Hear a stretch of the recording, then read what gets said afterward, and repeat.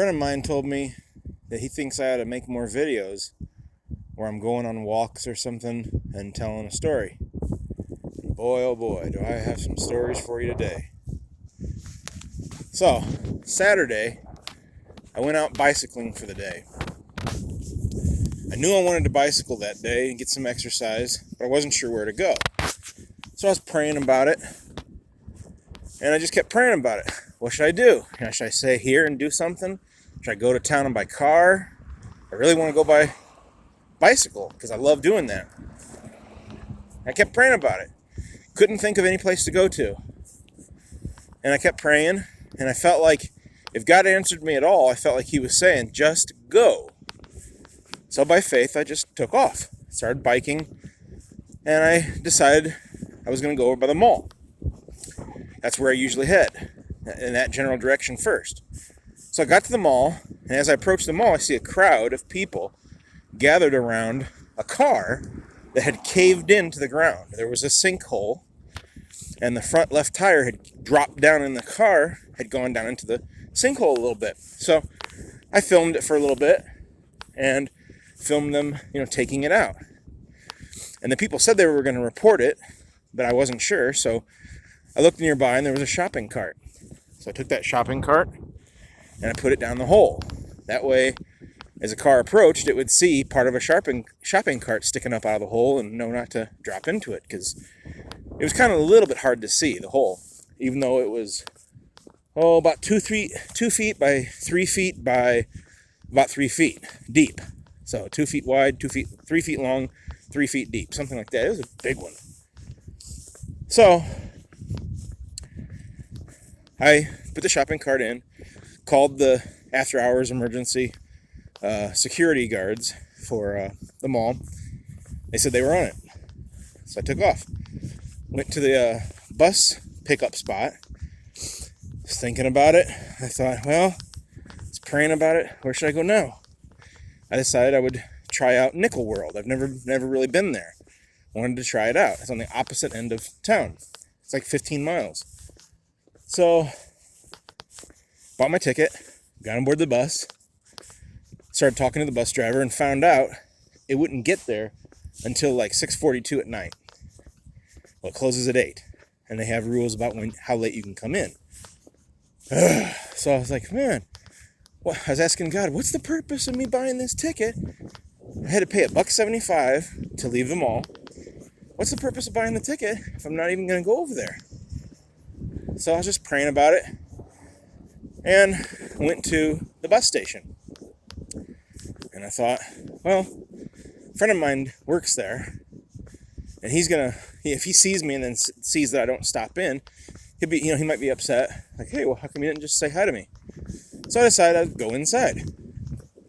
I go inside, and he's standing there, and there is a pretty big black guy that looks pretty tough to me. I don't mean bad. I just mean like he looked like he could handle himself.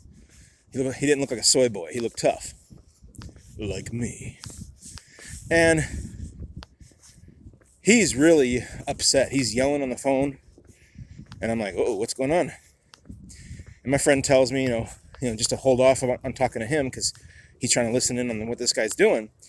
Well, turns out this guy had gotten out of jail the night before. And he had nowhere to go because what happened was he got out of jail, and it's winter time here. Has nowhere to go. He doesn't live in this part of Illinois, I don't think. So he had to go to the Rockford Rescue Mission. Well, thanks probably in part to the economy. Biden! Thanks in part to the economy, I'm sure, that place was packed.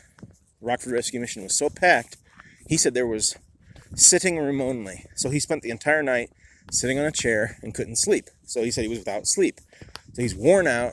He's been cold. He didn't have any coats. He had like thin jackets.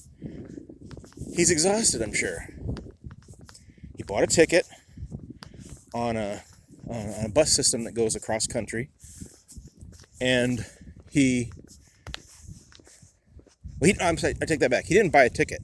His wife bought a reservation, And the instructions were to go to this transfer center and show them your reservation, and they will sell you a ticket. Okay, he's got the money for the ticket. So he shows up. Ticket offices are closed on Saturdays and on Sundays. And he's like, what am I supposed to do? So the bus would not let him on board. He said, he's like, well, I've got the reservation right here. Yeah, the reservation isn't a ticket. He's like, yeah, but the website says come here and get the ticket. Yeah, well, we're closed. But it says to come here at a certain time and get my ticket. And I came at that time and you don't have a ticket.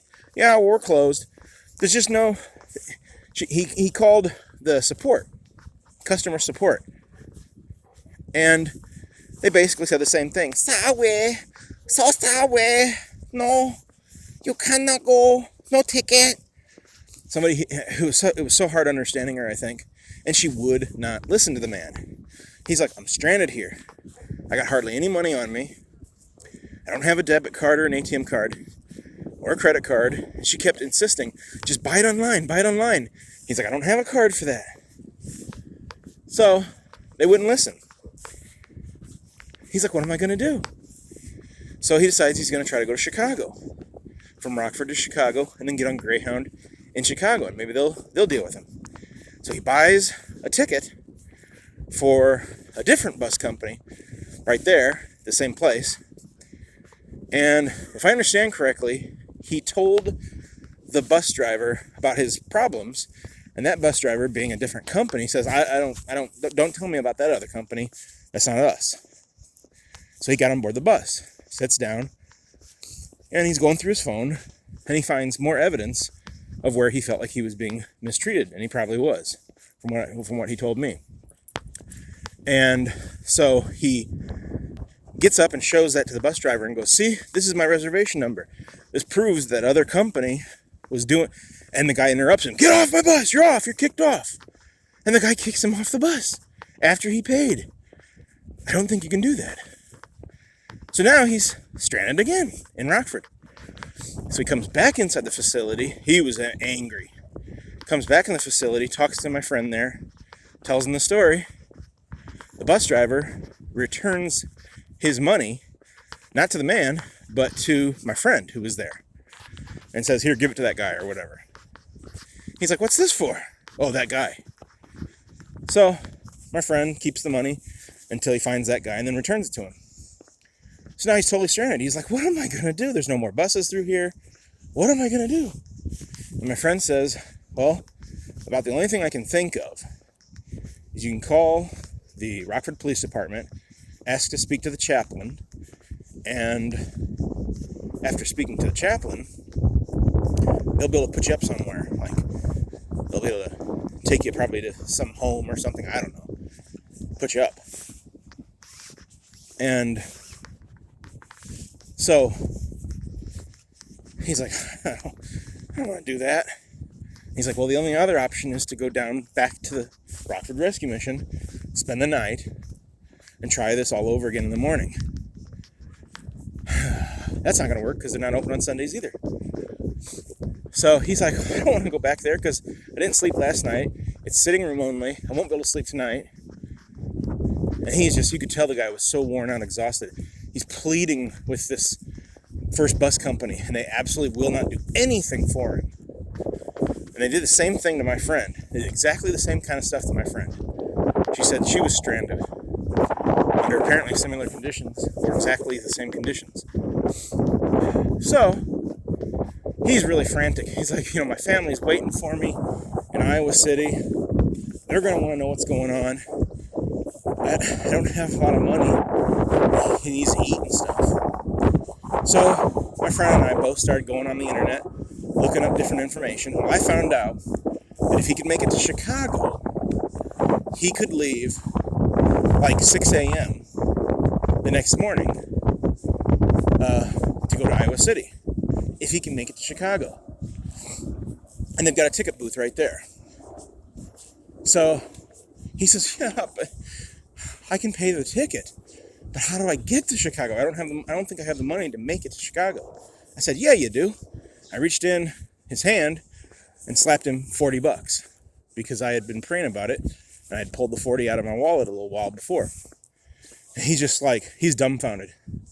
Are you sure, man? Are you sure? I said, yeah. And he's like, oh, man, thanks. Shakes my hand. We figured up all the information, and I found out he could get to Chicago by walking about a half a mile to the Coach Van Gelder bus line, and they go back and forth all the time to Chicago. I'm told every hour. So I'm used to that system. I've done it before quite a few times. So I said, yeah, just walk over there, pay whatever it is, 20, 21, 24, whatever, I don't know how much it is, dollars, might be more than that, and get your ticket for a bus ride to Chicago, and then once you're there, then get your Van Gelder, or not Van Gelder, get your bus ticket from there to Iowa City. So on a different line, then the coach goes to Chicago, and it's a different line that would take him to Iowa City, different company. So he's so excited. Oh man, thank you. And he's like, would you be willing to walk with me over there? And I take it he's not real familiar with that location. I'm not sure, but he just said he wanted somebody to walk with him. I said, sure. So he and I walked together. Then we walked over there, and on the way, he's telling me, I got out of jail last night. He said I'd gone to court and was told 25 years in prison. And then he went to court a second time, and they said, okay, 15 years in prison. And then he said, forget this. And he got rid of his public defender and hired a lawyer, and he ended up with nothing. He basically just got probation, but apparently he doesn't have to stay in the state. He doesn't have to check in. So I'm sitting here wondering, is this guy guilty? Am I going to end up in a ditch? I'm kind of like going through different scenarios, but he seemed like a really, really nice guy. So he keeps shaking my hand over and over again. Man, I can't believe you did this. I can't believe how God provided. He's like, my wife was talking to me about God providing. I just can't believe this. He's like, oh my God. He's like, why would you do this? Why would you do this? I'm like, well, if I was in the situation, I'd want somebody to help me out. And I said, I'm just, God blesses me, so I'm going to bless you. Oh man, that's so awesome. That's so awesome. He kept almost crying. And so we walked over to the bus station, and he got his ticket. And before I left, he just kept hugging me repeatedly. And I'm not talking just like a quick hug. He was like really squeezing me, hugging me. So shaking my hand. And he's like, dude, I'm going to take care of you. I'm definitely going to take care of you when I get back home and all that. He's like, I'll take care of you for the $40. I told him, I said, you don't have to. No, I'm going to do it. I'm going to do it. So I gave him my phone number, and he put me down in his number. He's like, I'm going to put your name down. I said, Joshua. He goes, no, Lifesaver. So he put me in his contact list as the name Lifesaver. So I left, bicycled away, felt pretty good about it. That was nice. That's number two thing I did that day. It was interesting. So I continued biking, and eventually I decided, you know what? I'm going to go to Beefaroo. I'm going to get something to eat there. And I started biking to Beefaroo. Well, as I bike, I passed by a bookstore, and there was an old woman, and she's walking like this at a 90-degree angle to the ground, and just shuffling. I don't know if you can see my shadow. If you can see my shadow, she's doing like this.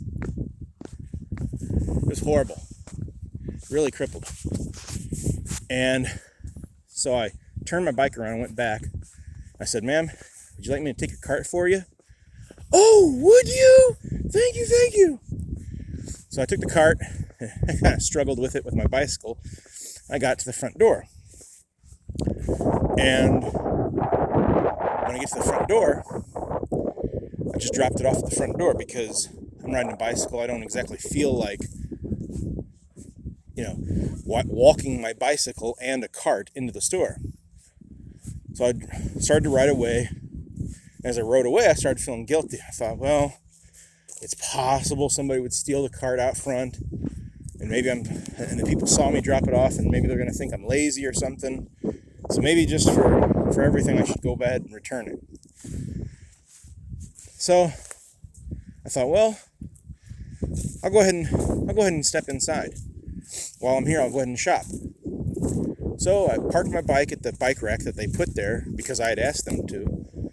And I parked it, and I go inside with the cart, and there's a big sign that says, everything in the store, no matter what, is $1 for today only. I'm like, you gotta be kidding me! Oh, if I had known, I would have been here earlier. So, all those geese. So I walk inside, and the woman says, oh, you better hurry. You're cutting it close. Something like that. Well, it's because I didn't know. So I walk inside, and I start looking around. I found some different DVDs and all that. And I ended up with I think I had like 6 DVDs. I think I had like 6 DVDs. So that for $1 each. And one of them was like a TV show, and a couple of them were movies I'd wanted. Got a video for my sister, and I think one for my mom. So that was thing number 3 that was pretty interesting that day. That was Saturday, 2 days ago. But I guess part of what my point would be is that Proverbs 3, 5, and 6. Trust in the Lord with all thine heart, and lean not into thine own understanding. In all thy ways acknowledge him, and he shall direct thy paths. So, he knew where I needed to be, at what time. This has happened many times before, where I was at a particular location at a particular time that needed to be right then and there. My sister was at a particular location right over there when 2 kids were like in the beginning stages of drowning. They were I think they were having trouble making it out. They had gone in somehow to the lake and it dropped off. They were having trouble getting out. Whether they would have drowned or not, I don't know. But even the father couldn't apparently help them. And my sister kind of jumped in and grabbed him and helped him out. So, ask God for his will for your life. Ask God for his will for your day. You know, like, what do you want me to do today? I even asked God, where do you want me to eat? What do you want me to eat? And you'd be surprised just how many times he puts you in really interesting situations. Thanks for watching.